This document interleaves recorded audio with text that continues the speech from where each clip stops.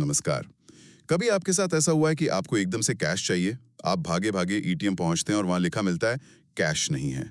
हाँ, ये तो बहुत आम बात है और काफी झुंझलाहट होती है। बिल्कुल। तो इसी परेशानी से निपटने के लिए ना भारतीय रिजर्व बैंक ने मतलब आरबीआई ने 2021 में एक अहम कदम उठाया था। जी।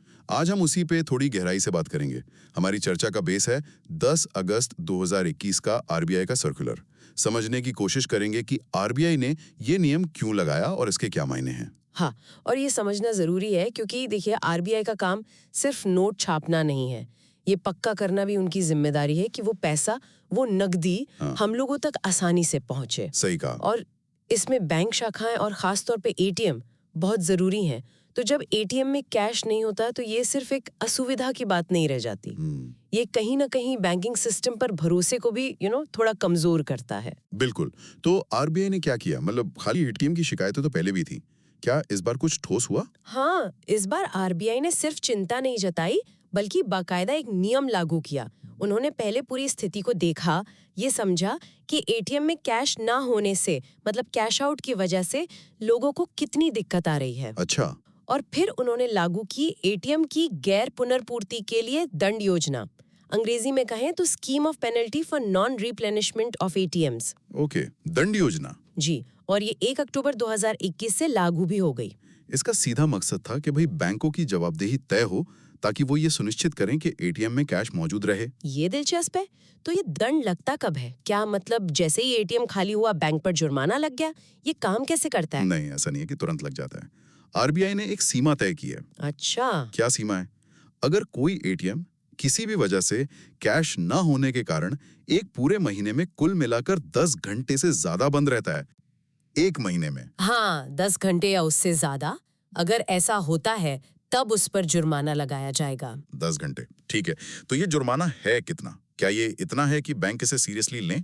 देखिए, जुर्माना है 10,000 रुपए का हर ऐसे एटीएम पर जो इस नियम का उल्लंघन करता है। 10,000 रुपए? और ये दंड उस बैंक पर लगाया जाएगा जो उस एटीएम को चला रहा है। अच्छा। और वो व्हाइट लेबल एटीएम का क्या, जो बैंक के नहीं होते? हाँ, अच्छा सवाल है। व्हाइट लेबल एटीएम यानी जो नॉन बैंकिंग कंपनियां चलाती हैं, उनके मामले में जुर्माना उस बैंक पर लगेगा जो उन्हें कैश सप्लाई कर रहा है। ओके। हालांकि वो बैंक अगर चाहे तो बाद में ये जुर्माने की रकम उस व्हाइट लेबल एटीएम ऑपरेटर से वसूल सकता है। ये उनके आपसी अग्रीमेंट पर निर्भर करेगा। समझ गया।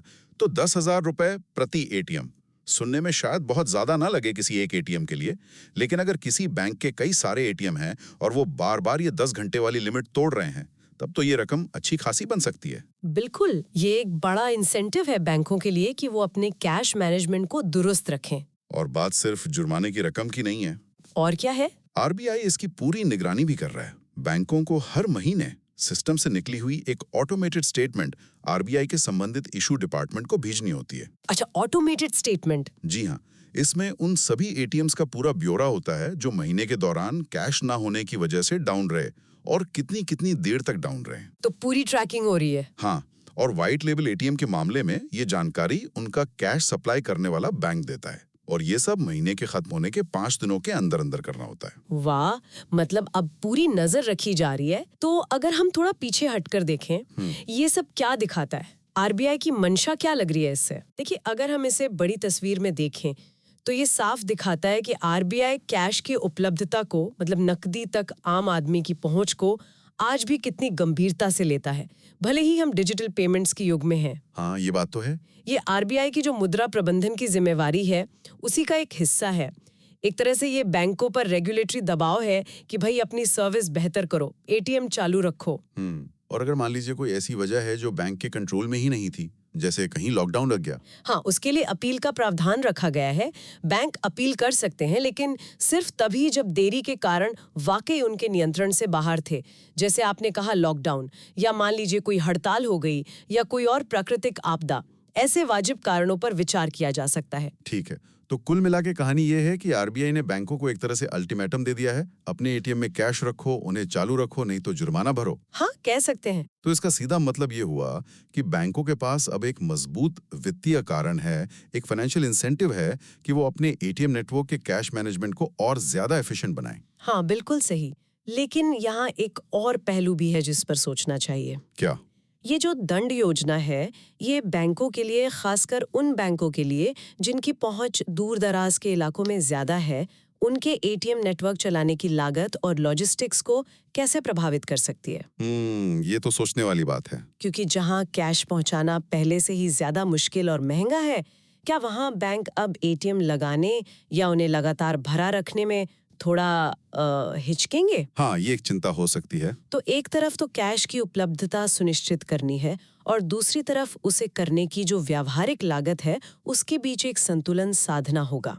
ये देखना वाकई दिलचस्प होगा कि बैंक इस चुनौती से कैसे निपटते हैं और इसका असर ग्राउंड पे क्या दिखता है। बिल्कुल। ये संतुलन कैसे सधेगा, ये आगे देखने वाली बात हो।